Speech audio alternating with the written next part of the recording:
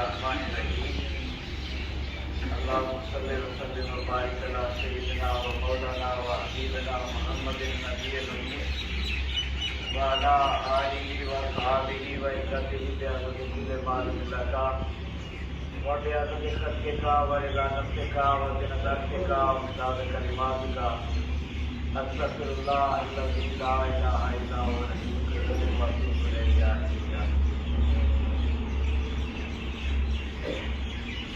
خدمت خلق یہ ہمارے شہر سرکار ابو حنیف قدر العزیز کی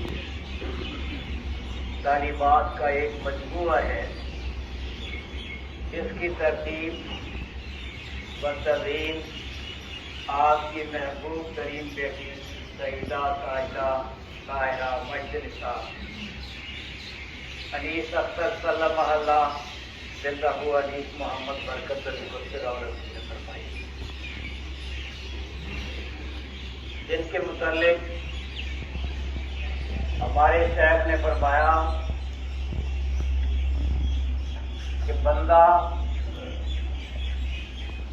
ان سلسلہ عالیہ کے طالبان و عقیدت مندان کو وصیت کرتا ہے کہ اگر کسی نے اس لڑکی کی بے ادبی کی، میری طریقت میں اس کا کوئی حصہ نہیں، انیس کا بے ادب میرے فیض سے معروم ہے، اس آدمی نے مجھ سے فیض پانا ہے، وہ اس کا طالب ہوگا، ماشاءاللہ اس کا خادم ہوگا، اس کا خادم ہو کر مجھ سے فیض پائے گا، کسی اور طرح ہرگز نہیں۔ جس طرح اپنی روح و دل میں مجھ کو جانتا ہے اسی طرح اس کو جانے، جس طرح میرا ادب کرتا ہے اسی طرح اس کا کرے۔ ایسی لڑکی نہ گھر گھر پیدا ہوگی نہ کسی طریقت کو نصیب ہوگی۔ سبحان اللہ، ماشاء اللہ۔ طالبان طریقت اور کیمپ دارالحسان کے ہر عقیدت مند کے لیے وصیت۔ دارالحسان کا کوئی کارکن بڑا ہو یا چھوٹا، یہاں کے کسی عقیدت مند کی عقیدت کو کسی بھی صورت میں کسی ناجائز مقصد کے لیے کبھی استعمال نہ کرے، اور یہ ہر کسی پہ لاگو ہے، کوئی بھی اس سے مستثنیٰ نہیں۔ ہمارے 3 کام ہیں: ذکر الہی، تبلیغ الاسلام، مخلوق کی بے لوث خدمت۔ ان 3 کاموں کے سوا کسی چوتھے کام میں کبھی مشغول نہیں ہونا۔ یہاں کی حدود سے باہر کسی کے کسی بھی مقدمہ میں کسی بھی قسم کی کوئی مداخلت کبھی نہیں کرنی۔ ہر وقت ہر حال میں غیر جانبدار رہنا ہے۔ سفارش رشوت کی چھوٹی بہن ہے، اگر کوئی اس کے لیے مجبور کرے تو صاف انکار کر دیں۔ اگر اس انکار سے کسی کے احترام میں فرق پڑتا ہے پڑے، کسی کی مقبولیت کو دھکا لگتا ہو لگے، کسی کے کسی تذکرے، تنقید یا الزام کا ہرگز برا نہ منائیں، نہ ہی بد-دل ہوں، بلکہ پوری یکسوئی سے اپنے 3 بنیادی مقاصد کی طرف متوجہ رہیں۔ اگر کسی نے ایسا نہ کیا تو اس نے مجھ سے قائم اپنی نسبت کی ناموس کی توہین کی، بلکہ دارالحسان کے نصب العین کو نظر انداز کر کے اس کے وقار کو ٹھیس پہنچائی اور مجھے شرمندہ کیا۔ وما علینا الا البلاغ۔ یہ ذکر الہی ہے، محور ہے، یہ تبلیغ ہے، کیے جا، یہ مخلوق کی خدمت ہے، جاری رکھ، باقی سب سیاست یا قیوم۔ خلافت عام ہے، کسب پہ موقوف ہے، نسب پہ نہیں۔ خلافت خلق کی خدمت، جو کوئی بھی اللہ رب العالمین کا ذکر کرے، اللہ تعالیٰ کے دین اسلام کی دعوت و تبلیغ کرے اور مخلوق کی بے لوث خدمت کرے، میرا خلیفہ ہے ماشاءاللہ۔ طریقت متین کے 3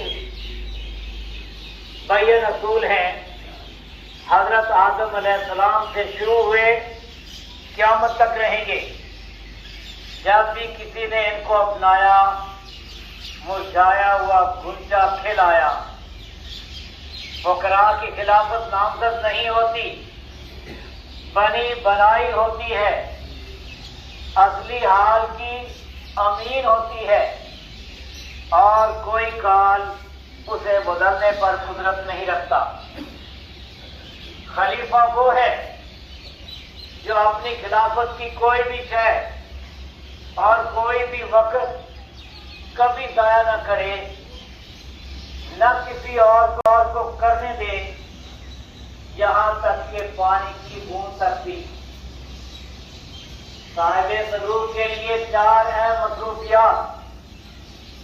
نمبر 1، نظامی حضرات کے لیے ان کی پسندیدہ یومیہ دعوت۔ نمبر 2، قیدی بھائیوں کے ہمراہ ذکر الہی کی مجالس کا اہتمام و دعوات۔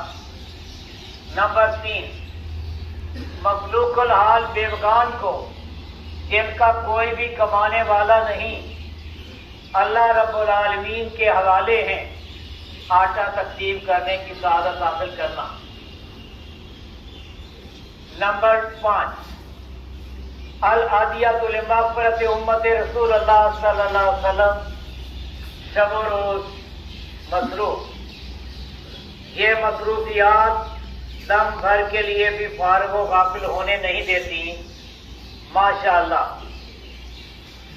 زندگی بولی یہ فنا کا مقام ہے، عزم بولا تیرا ذکر، تیرے دین اسلام کی تبلیغ اور تیری مخلوق عام کی خدمت میرا ابدی شعار ہے۔ ان تینوں کے سوا میں نے کوئی بھی شے اس دنیا میں رہنے نہیں دینی، فنا کر دینی ہے۔ جو بھی شے میری اصلاح میں رکاوٹ بنے، نیست و نابود کر دینی ہے۔ یہ امر کن کی وہ کلام ہے جو کبھی نہیں چلتی، ابدی بقا پاتی ہے۔ بڑے میاں، ہماری کوئی بھی شے دنیا کے کسی کام نہ آئے، دین ہی کے کام آئے ماشاءاللہ۔ ذکر الہی کے لیے، دین کی دعوت و تبلیغ کے لیے، مخلوق کی بے لوث خدمت کے لیے۔ مخلوق سے مراد ہر قسم کی مخلوق ہے، جن ہو یا انسان، درند ہو یا خزند، چرند ہو یا پرند، مومن ہو یا کافر، نیک ہو یا بد، مخلوق میں سے ہے۔ جب کوئی کسی کے کنبے کے ساتھ کسی بھی قسم کا کوئی احسان کرتا ہے، کنبے کا مالک اگرچہ کوئی ہو ضرور خوش ہوتا ہے، اپنے موسم کا شکریہ بھی ادا کرتا ہے۔ کیا اللہ اپنے کنبے کی بیمار و نادار مخلوق پہ، احسان کرنے والوں پہ خوش نہ ہوگا؟ بے شک اللہ سب قدردانوں سے بڑھ کر قدردان ہے۔ بعض حسنات ایسی مقبول ہوتی ہیں کہ جمیل سیئات کو محو کر دیتی ہیں۔ ہمارے ہاں ایک قصہ ہے، ایک اللہ کا بندہ اللہ ہی کے آسرے ایک سڑک کے کنارے زندگی و موت کی کشمکش میں مبتلا تھا کہ ایک رقاصہ کا اس راہ سے گزر ہوا۔ اس کی کوئی نیکی اللہ کے ہاں مقبول ہو چکی ہوگی، اس کا دل پسیجا، وہیں رکی، اس اللہ کے بندے کو اپنی سواری میں بٹھا کر گھر لے آئی، ڈاکٹر کو بلایا، ان کی حالت اچھی نہ تھی، کپڑے بدلے، نہلایا، نئی پوشاک پہنائی اور نہایت ہی ادب و احترام سے ان کی تیمارداری میں مصروف ہو گئی۔ اس کا یہ فعل میرے اللہ کو اس قدر پسند آیا کہ اسے ایک جلیل القدر منصب پہ معمور فرمایا۔ فرشتوں کی بندگی صرف سجدہ، فرشتوں کی بندگی صرف سجدہ، اور بندوں کی بندگی سجدہ کے علاوہ بندوں کی خدمت اور عشق و مستی ہے۔ یہی وجہ ہے کہ بندوں کے مقامات دم بدم بڑھتے اور چڑھتے رہتے ہیں، اور یہ شرف فرشتوں کو حاصل نہیں۔ جبریل علیہ السلام جس روز سے پیدا ہوئے جبریل ہی ہیں اور جبریل ہی رہیں گے۔ اللہ یا تاج ہے، اللہ کی مخلوق کی خدمت ہی اللہ کی خدمت گردانی جاتی ہے، ورنہ اللہ کی کوئی کیا خدمت کر سکتا ہے۔ قیامت کے روز اللہ بندوں سے فرمائے گا، میں بیمار تھا، تم نے میری بیمار پرسی کی۔ کسی کو کہے گا میں بھوکا تھا، تم نے مجھے کھانا کھلایا۔ میں ننگا تھا، تم نے مجھے کپڑا پہنایا۔ بندے عرض کریں گے تو کل کائنات کا خالق و مالک تھا، ہم نے کب آپ کی بیمار پرسی کی یا کھانا کھلایا یا کپڑا پہنایا؟ اللہ فرمائیں گے تو نے فلاں بیمار کی بیمار پرسی کی، فلاں کو کھانا کھلایا اور فلاں کو کپڑا پہنایا۔ معلوم ہوا کہ مخلوق اللہ کا قربہ ہے، اور مخلوق کی خدمت گویا اللہ ہی کی خدمت ہے، ورنہ اللہ کی کسی نے کیا خدمت کرنی ہے۔ وما علینا۔ بسم اللہ الرحمن الرحیم۔ اللہم صلی علی سیدنا محمد وآلہ وصحبہ وسلم۔ استغفر اللہ الذی لا الہ الا هو الحی القیوم واتوب الیہ۔ اللہم انی اسألک العفو والعافیۃ فی الدین والدنیا والآخرہ۔ اللہم الف بین قلوبنا واصلح ذات بیننا واہدنا سبل السلام ونجنا من الظلمات إلى النور وجنبنا الفواحش ما ظهر منها وما بطن وبارك لنا في أسماعنا وأبصارنا وقلوبنا وأزواجنا وذرياتنا وتب علينا إنك أنت التواب الرحيم۔ هو الشيخ عالم باوجی برکت علی فقر و ترک و توسنی و بہتری صبر و رضا یا الہی شاہ برکت کی ولایت کے فرمائے حضور کی توفیق و تقریر و حکم کو عطا صلی اللہ تعالی علی خیر۔